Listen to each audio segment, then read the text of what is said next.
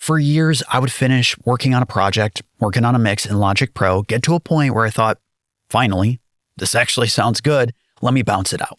And I would take that bounce track and listen to it in the car or on a Bluetooth speaker or some other environment than the studio. And more times than I can count, the low end was always wrong. I mean, too much, not enough, too boomy, too muddy, too undefined. And it wasn't necessarily my mixing per se that was the problem. It was the mixing environment. I mean, there were nulls and peaks in the low end, so what I thought I was hearing wasn't really there, Certain notes were being exaggerated, other notes were disappearing. And the hardest part to get right, 80 hertz, 100 hertz and below, the sub-bass region where kick drums live, where bass fundamentals live, the stuff that makes or breaks a mix if you hear it on a real system.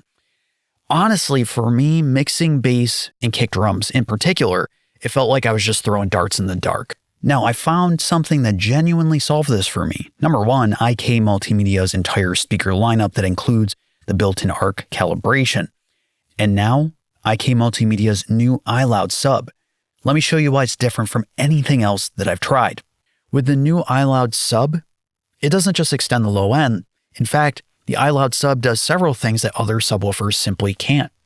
Number one, the iLoud sub calibrates not just the subwoofer, but the two satellites so that you get that, that adjustment to compensate for the space that you're listening in. So all three speakers sound accurate and flat and representative of what you're trying to hear. Number two, the iLoud sub, because the two satellite speakers are connected to the sub, it time aligns all three speakers so they all arrive at the listening position at the same time. And number three, the iLoud sub also adjusts the levels of the sub and the two satellites so everything is working as one coherent system. It's actually remarkable. IK Multimedia's speaker lineup includes built-in calibration. This means that you measure the speakers in your space using the included microphone and ArcX application, and the calibration files that are generated to compensate for the problems of your space so you can hear more accurately are stored inside the speakers. So no plugins, no system-wide apps, no latency, no accidentally bouncing a project through an EQ curve that's really just meant for your ears. And I've been the happiest ever since working on my IK speakers. But here's where things get even more interesting. The calibration process is incredibly straightforward. First, connect the iLoud sub to your audio interface, and then connect your satellite speakers to the iLoud sub, and then open ArcX. Next, choose your layout, stereo plus sub, and then select your audio interface and speakers that are connected to your Mac via USB using the drop-down menus on the right-hand side. At the very least, you would choose iLoud sub. Then click on the Calibrate tab.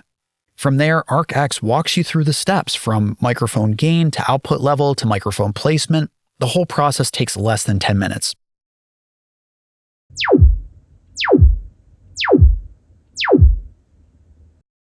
And once it's done, the calibration is saved inside the iLoud sub, and you can see the before and after results on the Edit tab, your room's frequency response before calibration versus after. The difference is immediately obvious. So what does this actually mean when mixing in Logic Pro?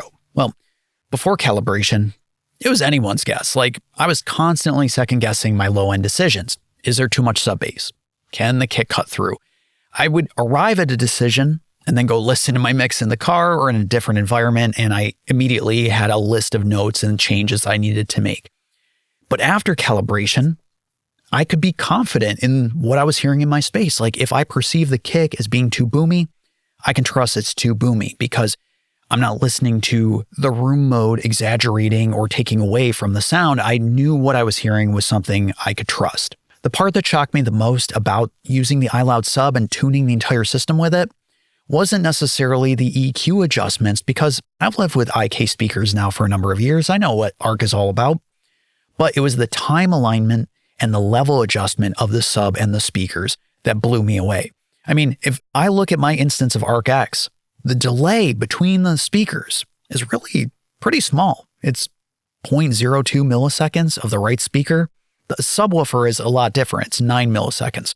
And the level adjustment between the left and right speakers, when all is said and done, is really just a difference of 0.3 decibels. Sounds like nothing, right?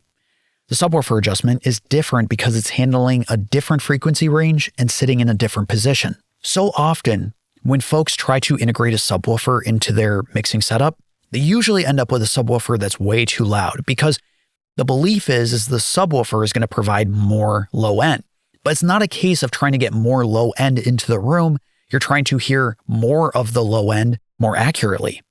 But all this to say, when I listen to music, when I listen to projects on this tuned system with these other adjustments, I was kind of shocked. Like, I actually thought something was wrong. I suddenly was hearing the right speaker a lot more than I was used to. And I thought, what the heck did ArcX do? What does iLoud sub do? And in fact, it made the system much more reliable. Phantom center imaging of vocals of anything in the center was way more reliable and way more just like solidly in the middle of my mix. It blew me away. If you're mixing in a bedroom or a similar situation, a small studio, speaker calibration is one of the best investments you can make. Of course, it's not going to fix a terrible room or a terrible situation. First stop, of course, is speaker placement and listening position placement and doing those best practices, and if you can afford it, acoustic treatment. But speaker calibration will make huge gains for your situation. You'll be able to hear more accurately across the frequency spectrum and especially in the most troublesome area of a mix, the low end. And the beautiful thing about IK's iLoud sub is it's compact. It's designed for smaller spaces. It's like 10 inches in each direction. Incredible how much bass this thing can put out for its size. Now, if you're mixing on main systems like Genelecs or Barefoots that cover the whole frequency range, probably not going to need this. But if you're mixing on near fields on desktop speakers and you're struggling with low-end translation, the iLoud sub very likely could solve that problem. Now, one other thing, just in case you're thinking about it, is that you don't have to have IK satellite speakers to enjoy the iLoud sub. In fact, you can keep the speakers you own and integrate the iLoud sub and it will calibrate the whole system. Again, you just connect the outputs of your interface to the sub to the satellites, run ArcX with the microphone that comes included, and it will tune, time align, level manage, and cover the crossover for the whole system. Incredible. So speaker calibration in a subwoofer is not going to make you a better mixer, but it's certainly going to allow you to be able to better understand and hear what's actually going on in your projects. And that's half the battle.